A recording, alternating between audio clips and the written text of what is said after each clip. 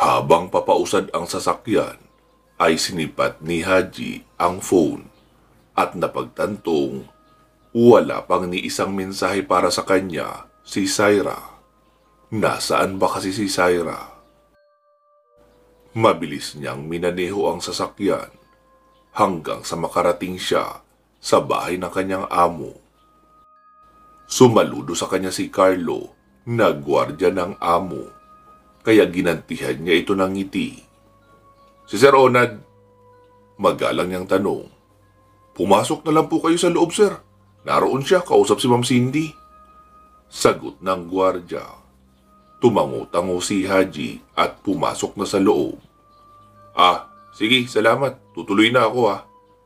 Pumasok pa si Haji sa loob at hinanap ang kanyang amo. Napansin niyang may bagong biling wine na naman sa bar counter nito. Napangiti si Haji. Ilang beses na niyang natikman ang alak na iyon na binibigay sa kanya ni Sir Onad.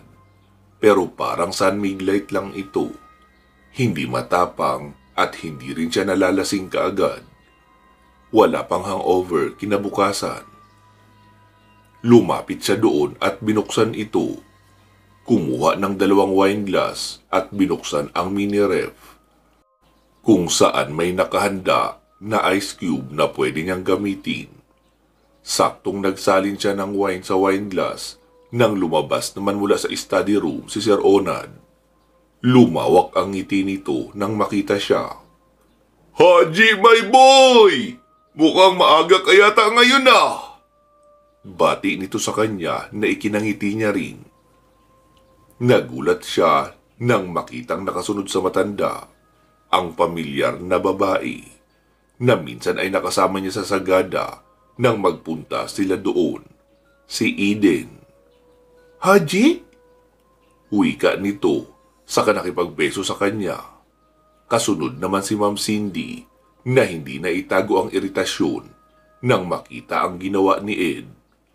Hi Ed. Hello Haji, I missed you. Wika nito at kaagad naupo sa sofa. Binuklat-buklat ang kakadampot lang na magazine. Kaya naman, taas kilay itong nilapitan ni Cindy. Mukhang may pag-uusapan sila ni Ronald Eden. Come on, pumunta muna tayo sa pool.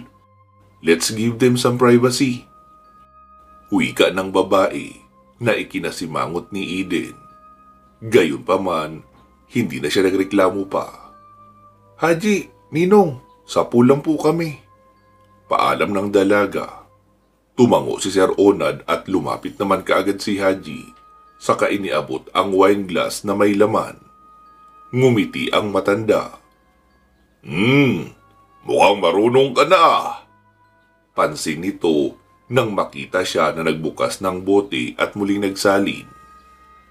Tumawa lang si Haji at iniabot sa matanda ang brown envelope na hawak niya. Mission accomplished po, sir. Aniya. Tinapik ni Sir Onad ang kanyang balikat. Very good, iho.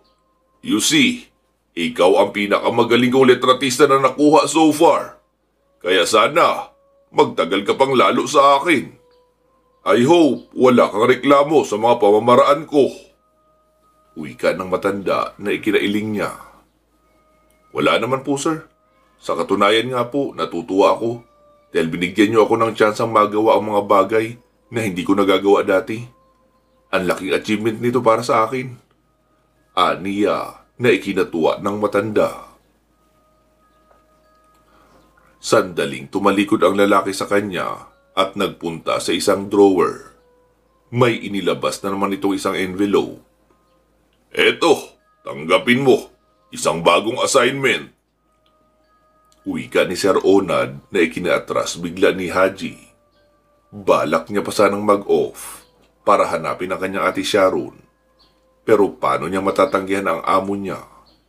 Sa huli ay tinanggap niya ang envelope at nakipagkasundo. Umuwi siya na dapat ay masaya dahil sa panibagong benefits na ibinigay ng amo niya. Kaso lang, hindi niya magawang ngumiti man lang. Dala nang nalulungkot siya sa pag-alis ng kanyang ate. Dapat kasi ay hindi ito nagpadalos-dalos. Hindi man lang nito inisip ang nararamdaman ng mga magulang nila. Pagkarating ni Haji sa bahay, pilit pa din niya kinukumbinsi ang kanyang mga magulang na huwag nang masyadong magpa-apekto. Kapag palaging nalulungkot ang mga ito, ay baka hindi na sila makapag-isip ng mga gagawin nila. Mas lalo pang sumasama ang pakiramdam ng mga ito. Mabuti na lang, sumunod at nakikinig naman sa kanya ang mga magulang. Kaso lang, palagi lang itong tulala. Lalo na ang nanay niya na kapag gabi ay naririnig niyang tinatawag ang pangalan ng kanyang ate. Pumasok na si Haji sa kanyang kwarto at nagpahinga. Habang nakahiga, hinalungkat niya ang nilalaman ng kanyang next assignment. Sa Pampanga ang sunod niyang pupuntahan. Tungkol naman sa kapre ang kanyang assignment na kailangan niyang trabahuin. May mga natatanggap daw na report ang kapulisan tungkol sa sunod-sunod na pagkalunod ng mga kalalakihan na napapadaan sa isang kilalang ilog doon. Kaya tinaguri ang case unsolved ang bawat namamatay na tao roon. Ang mga kadalagahan naman ay hindi namamatay, pero halos mabaliw sa labis na takot.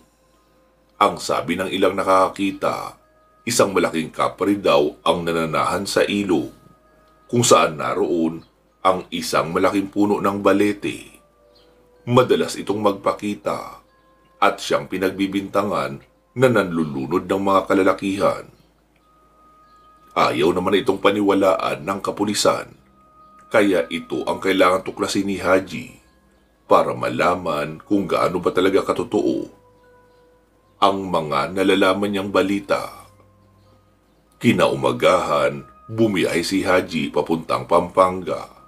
Dinala niya ang kanyang usual na gamit sa kanyang trabaho, ang kanyang kamera. Pinuntahan ni Haji ang lugar na tinutukoy ng impormasyon na nasa envelope. Alam niyang marami ang nagtataka sa biglaan niyang pagsulpot doon, pero hindi na lamang siya nagsalita. Paano'y kapag nalaman ng mga taga roon na interesado siya sa kapre, baka magkagulo na naman. At siya pa ang iturong kriminal dahil sa pagpapanggap niya. Kumuha siya ng ilang litrato at nakiusap sa ilang lokal na mag-post para sa kanya. Nakangiti silang pumayag at kanya-kanyang pagpapakuha ng kanilang mga larawan. May dalawang residente pa siyang nakilala, sina Riza at Maylin, na nagkataong may dalang labahin at papunta sa ilog. Tinawag niya ang mga ito. "Miss, hindi ba kayo natatakot sa ilog na yan?" Tanong niya sa mga ito. Napatingin sa kanya ang dalawang babae. "Paano mo nalaman ang kababalaghan dito sa amin?" Namilog ang mga mata nitong tanong. Narinig ko lang sa mga tao kanina." Wika ni Haji, kaya hindi na nagtanong pa ang mga babae. "Ano pa ng trabaho mo?" Tanong naman ulit ni Riza. Halatang nagpapakyut ito. Sinabi ni Haji na isa siyang empleyado ng Department of Agriculture at naatasang kumuha ng magagandang larawan. Kaya naman marami siyang naipakitang litrato ng mga palayan, mga ilog at anyong tubig. Namangha ang dalawang dalaga sa sinabi niya. Mukhang ngayon lang nakakita ng kagaya niya ang mga babae, kaya naman halos hindi ito mahiwalay sa kakadikit sa kanya. Kahit nga yata naglalabada ang dalawa, ay panay ang kwento sa kanya, kaya hindi tuloy siya makaalis-alis. Gayunpaman, natutuwa na din siya dahil nadagdagan ang impormasyon na kanyang nalalaman at naiipon ito sa kanyang mga ebidensya. Ayon sa dalawang babae, noong 1960s pa raw nagsimula ang mga panlulunod ng kapre ng mga kalalakihan sa ilog na iyon. Hindi na nga raw mabilang ang mga kalalakihang namatay at hindi nakaligtas. Sinasabing masamang magalit ang kapre at nangunguha ng dalaga na gusto nitong mapangasawa. Kaya may ilan naman sa kababaihan ang namamatay. Iiling-iling si Haji sa kanyang mga nalaman. Mukhang magkakaproblema siya sa pagtuklas ng lihim ng nasabing kapre, lalo na't marami na itong pinatay. Napalunok siya at naghanap ng pagkakataon na makaalis sa kinaroroonan ng dalawa hanggang sa mapagtagumpayan niya nga. Bumalik siya sa kanyang kotse kung saan may payating lalaki siyang nakita na may hikaw sa kaliwang tenga at mukhang miyembro ni Lapu-Lapu. Mabagsik ang mukha nito pero bungal at may kulay pa ang buhok. Ngumisi ito at nagmamadaling pinunasan ang windshield ng kanyang kotse. Si Haji na lakilansangan din naman, kaagad nakuha ang nais ipahiwatig ng lalaki. Dumukot siya ng pera sa pitaka, saka kaagad inabot sa lalaki. Ako ho si Ipin, sir, at your service. Wika nito, sabay takip sa kanyang bibig na kulang ng ngipin. Napatawa si Haji at tinapik sa balikat ang lalaki. Maraming salamat sa pagbabantay mo sa kotse ko, ha. Wika ni Haji na ikinasaludo naman kaagad ni Ipin. Ay, naku sir, kapag ako nagbantay ng kotse mo, walang mangingialam dyan. Takot lang nila sa akin. Dati nga, may madamot na nagparking dito. Binato ko ang salamin ng kotse niya. Ayun, basag! Wika nito na ikinalunok naman ni Haji. Bigla siyang nauhaw sa sinabi nito, kaya hindi na siya nag-abala at kaagad nang umalis. Dumiretso siya sa highway kung saan sa tingin niya walang barumbadong pwedeng pag-initan ang kanyang sasakyan. Kinuha niya ang envelope at sinuri ang impormasyon ng kontak na pinapatawagan ni Sir Onad sa kanya. Isang profile ng lalaki ang kanyang nahagilap sa brown envelope. Ang pangalan nito ay Rene, kasing edad lang din ni Haji. Isang tubong Pampanga at ang trabaho ay pagiging tricycle driver. May contact number ito at eksaktong address. Kaya imbis na tawagan ng binata, napili ni Haji na puntahan na lang ito. Dahil sa bahay din naman ng lalaki siya nagbabalak na tumuloy.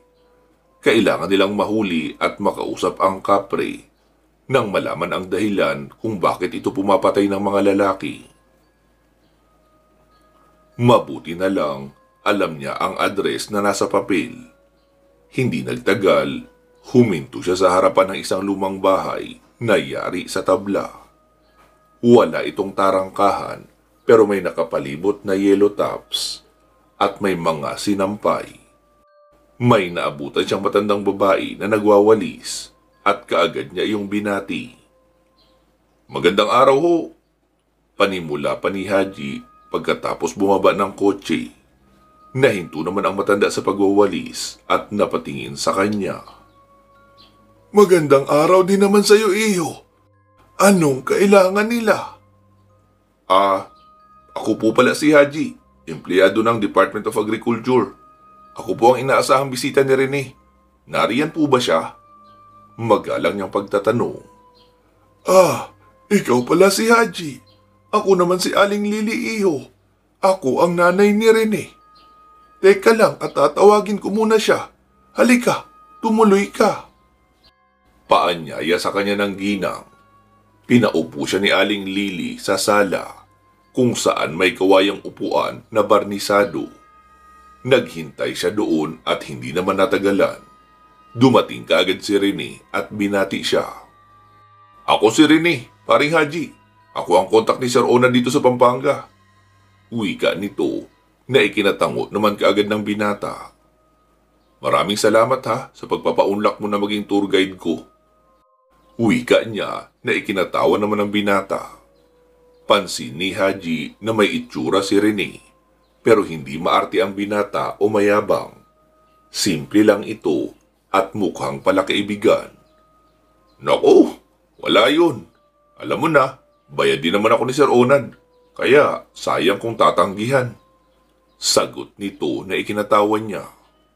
Ipinresinta kaagad ni Rene ang magiging higaan ni Haji. Natuwa si Haji dahil malakas ang signal roon at mahangin ang lugar. Mukhang gaganahan siyang matulog dahil may palayan din sa di kalayuan kung saan nalalanghap niya ang mabangong samyo nito. Iniwan siya ni Rene para makapagpahinga ng gabing iyon. Ginanahan tuloy siya magpahangin at pakiramdaman ang tahimik na paligid. Naisip ni Haji na matiwasay sana ang buhay nila kung lahat sila ay masaya at nagtutulungan.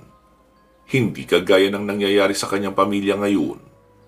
Alam na nga ng ate niya na may problema na sila ay dinagdagan pa nito. Paano na nga lang talaga kapag nagkasakit ito sa kung saan man naroon ngayon ang kanyang ate? Hindi sa naghahanap siya ng masisisi.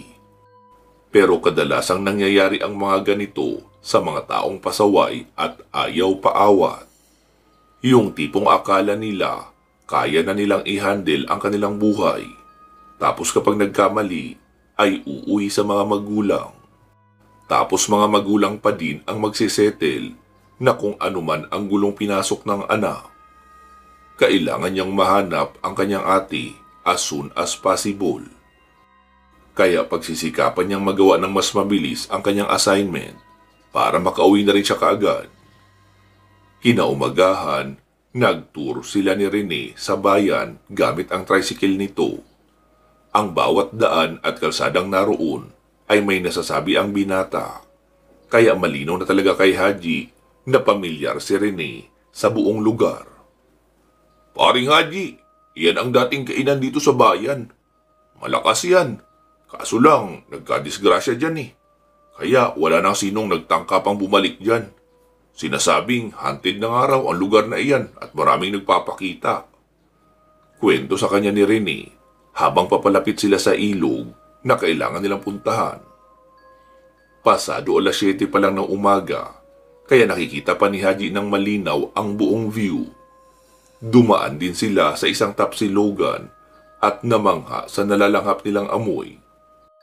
Nagutom ako bigla. Aniya, kaya inihinto ni Rene ang tricycle. Pwede naman tayong kumain muna. Wika ng binata, kaya hindi na siya tumanggi. Isang plato ng tusino, 2 serve ng rice at iced tea ang napilit niyang lantakan.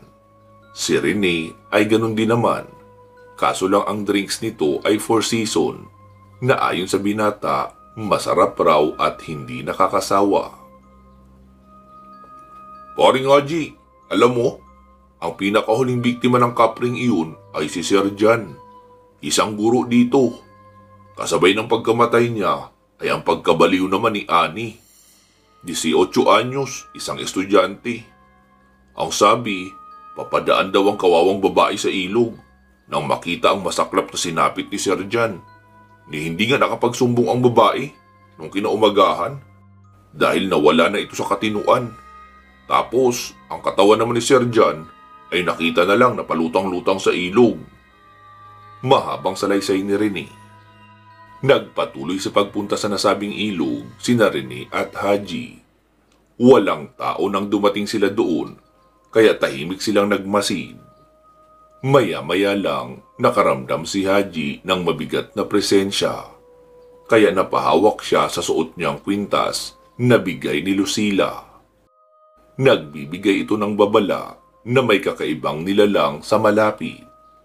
Nagsisimula ng mga moy tabako ang paligid na para bang may naninigarilyo. Kaya nagkatinginan silang dalawa. Malamang nasa paligid lang ang kapre at pinagmamasdan sila. Masama na to, wika sa kanya ni Rene. Hindi nagpahalata si Haji na may napapansin na siya. Para na din wag matakot si Rene. Pasimple na lang siyang nanguha ng larawan. Sinadya niyang kuhanan ang parting palagi na lang namamatayan, tapos ang balete at buong eksaktong lugar nito. Pagkakuha niya ng mga larawan, sinama niya na kaagad si Rene sa pag-uwi. Inabalan niya ang mga sumunod na araw sa pagsisiyasat kung sino-sino ang mga nalunod at kung anong klaseng ugali meron ang mga ito. Nagbabakasakali siyang makakuha ng clue kahit papaano. Pagsapit naman ng araw ng Biyernes, bumalik sila sa ilog. Bakit kailangan Biyernes, Rene? Iyan kasi ang araw na madalas magparamdam ang kapre. Sagot naman ng binata. Sa maikling panahon na pananatili niya roon, naging magkaibigan na sila Rene at Haji. Palibhasa halos magkapareho lang ng edad, kaya hindi rin nalalayo ang mga hilig ng bawat isa. Nang araw na iyon, binalikan nila ang kapre sa balete malapit sa ilog. Kaso, ilang oras na silang nakatambay doon. Pinutakti na nga sila ng mga chicks noong hapon at wala pa ding nangyayari. Walang kapre nagpakita sa kanila. Nakailang patay na ng lamok sina Haji at Rene hanggang sa sumapit ang alas 8 ng gabi pero wala talaga. Langya naman ang kapre niyan. Wala ba siyang balak magpakita sa atin? Tanong sa kanya ni Rene na hindi maiwasang mairita. Paano'y ilang oras na silang naghihintay roon? Bakit ang mga taong dumaraan lang roon ay nakakita naman ng kapre? Mabuti pa, umuwi na lang muna tayo. Aya ni Haji na sinangayunan naman ni Rene. Wala din naman silang mapapala kung maghihintay doon ng matagal. Maliban pa doon, hindi nadala ni Haji ang kanyang spectral viewer na ibinigay sa kanya ni Syra. Malaki sana ang maitutulong noon para makita ang sadya nilang nilalang. Nagulat na lang sila kinabukasan pagbalik nila nang magkagulo na sa ilog. May nalunod na naman daw na lalaki. Ayon sa mga nakatira malapit doon, ang nasabing nilalang na naman ang nanlunod ng lasinggero. Dahil wala naman daw ibang pwedeng gumawa noon kundi ang kapre lamang. Napakarami na namamatay dito sa lugar namin, paring Haji. Mukhang hindi ko na kayang tiisin ang mga nangyayaring ito. Baka mamaya niyan, isunod na ako o di kaya ikaw na maging biktima niya. Hintakot na wika ni Rene. Umiling naman si Haji. Hindi niya pinangarap na mabiktima at mamatay ng walang kalaban-laban. Mas gusto niyang maging isang taong matapang at may nagawa kahit papaano. Kaya naman ang gabing iyon, inabangan nila ang mga mangyayari sa sapa. Sinadyang magkubli ni Rene at Haji sa madilim na bahagi na hindi sila makikita ng kahit sino. Kailangan nilang malaman kung talaga bang ang kapre ang may kagagawan, kung bakit may nalulunod. Imposible naman kasi na normal na sa kapre ang manakit ng mga inosenteng tao, maliban na lang kung nagugustuhan niya ang mga ito. Pero dahil sa mga lalaki ang mga pangunahing biktima ng kapre, imposible talaga na nagugustuhan niya ang mga ito. Kahit walang nakikita sina Haji, naghintay sila hanggang sa pagsapit ng hating gabi. Binabantayan nila ang sinumang daraan sa nasabing lugar para lang makita ang paglitaw ng kapre. Ilang dalaga ang kanilang sinundan pero walang nangyari. Naging matyaga sina Haji at Rene hanggang sa hindi nila namalayan, lumipas na ang 2 linggo at wala pa rin nangyayari. Ano ba yan? Parang pinaglalaruan lang tayo ng kapring ito ha. Inis niyang wika.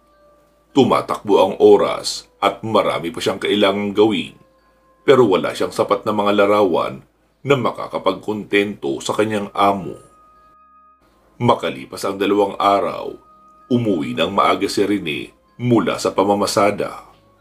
Nagmamadali itong hinanap si Haji. Paring Haji, alam ko na kung anong gagawin natin para mapalabas ang kapre sa lungga niya. Wika nito, kaya napatingin kaagad sa kanya si Haji. Oh, ano naman yun paring Rene? Tanong pa nito. Alam mo ba, may narinig akong usap-usapan doon sa palengke kanina. Ayon sa tinderang binilhan ko ng sibuyas, may kilala daw siyang albularyo, taga Bulacan lang. Ang pangalan niya ay si Estong, o mas kilala sa katawagang Tata Estong. Sikat na albularyo na yata yun eh. Ang dinig ko pa, na-feature ang albularyo sa YouTube. At marami na rin daw ang nakakapagpatunay na magaling na albularyo ang lalaki, mula sa pagpapalayas ng mga engkanto o pakikipaglaban sa mga aswang, kahit na pagtanggal at panggagamot sa mga taong nakulam. kayang-kaya niya raw gawin. Mahabang salaysay ni Rene. Siyempre, nagka-interes din kaagad si Haji sa narinig mula sa binata.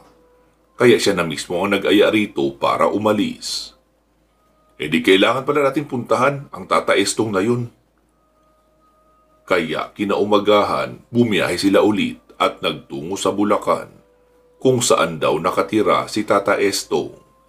Desidido si Haji na makausap ang albularyo para malaman kung ano ba ang kailangan nilang gawin o may ritual bang dapat isagawa para mapalabas ang kapre at makausap nila. Mabuti na lang, sikat itong si Tata Estong. Hindi tayo mahihirapan na hanapin siya. Untag kagad ni Haji habang binabagtas nila ang kahabaan ng highway. Papasok na sila sa vicinity ng Malolos, Bulacan at inihanda na nila ang kanilang mga sasabihin. Huminto sila sa isang katamtamang laki ng bahay sa gilid ng kalsada. Gawa ito sa plywood na pininturahan ng kulay puti, pero marami ang halaman sa may harapan. May mga oregano, snake plant, at mga damo na hindi akalain ni Haji na magagamit din pala sa panggagamot, kagaya lang ng makahiya. Sigurado ka ba rin na dito yun? Paniniguro ni Haji. Ayaw niyang magkamali sila kung sakali dahil masyado nang malayo ang kanilang biniyahe. Oo, sigurado ako. Hiningi ko dun sa tindera ang address niya eh. Nauna na nga bumaba sa kanyang sasakyan ang kaibigan at kumatok sa nakabukas na pinto ni Tata Estong. Kagaya ng description ni Rene, isang payating lalaki nga si Tata Estong. Malinis ang mukha at hindi kagaya ng ibang albularyo na halos maligo na sa bigote. Ang suot nito ay simpleng t-shirt lang at pantalon, nakatsinelas at may suot na salamin sa mata. Parang hindi nga albularyo ang lalaki. Mas lamang ang itsurang commoner at mas mukha pang magpapagamot kaysa sa manggagamot. Tata Estong? Bati ni Rene na para bang kilalang kilala ang matanda. Napailing na lang si Haji. Sa bagay, siya man ay mabilis na napalapit kay Rene dahil sa pakikitungo nito na hindi maarte o mapili sa kakausapin. Pasok kayo! Alam ko kung anong kailangan nyo sa akin. Uwi ka nito, kaya na-impress kaagad si Haji. Sigurado na sila na malaki nga ang maitutulong nitong si Tata Estong sa kanila. Kailangan lang nilang kumbinsin ang albularyo na ituro sa kanila ang kanilang gagawin. Nagpakilala si Haji at isinalaysay kung ano ang problema nila. Hindi sumasagot sa kanya ang lalaki, pero mataman itong nakikinig. Ipinaliwanag nila na wala naman silang balak na saktan o lapastanganin ang kapre. Kailangan lang nilang makausap ang nasabing elemento nang sa gayon ay malaman nila kung bakit ito nananakit ng mga kalalakihan at may mga babae ding natatakot sa kanya.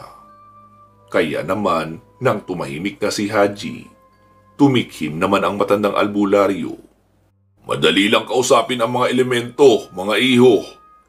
Pero, kaya nyo siya hindi makausap dahil wala kayong hinahaing alay para sa kanya. Ang tingin kasi ng mga kagaya nila sa kanilang sarili ay mga Diyos. Kaya matataas ang tingin nila sa sarili nila. Kailangan nyo silang bigyan ng alay para makausap ang mga kagaya noon. Wika ng matanda. Napatango-tango si Haji. Ayon pa sa albularyo, hindi siya inosente sa mga patayang nangyayari sa Pampanga. Dahil napapanood niya sa TV ang iilan sa mga kaso ng pagkalunod na alam niyang kagagawan ng kapre. Hindi lang siya nangingialam dahil nararamdaman niyang may mga albularyo din naman sa Pampanga na hindi din niya maintindihan kung bakit ayaw kausapin ang kapre nang matigil na ang hindi magandang ginagawa nito. Pwede mo po ba kaming matulungan, Tata Estong? Himig pakiusap ni Haji. Tumango ang matanda at ngumiti. Oo naman. Nangako ang matanda na sasama sa kanila sa Pampanga. May mga kailangan lang itong gawin bago umalis. Kaya hinintay nila ito. Saglit lang naman iyon.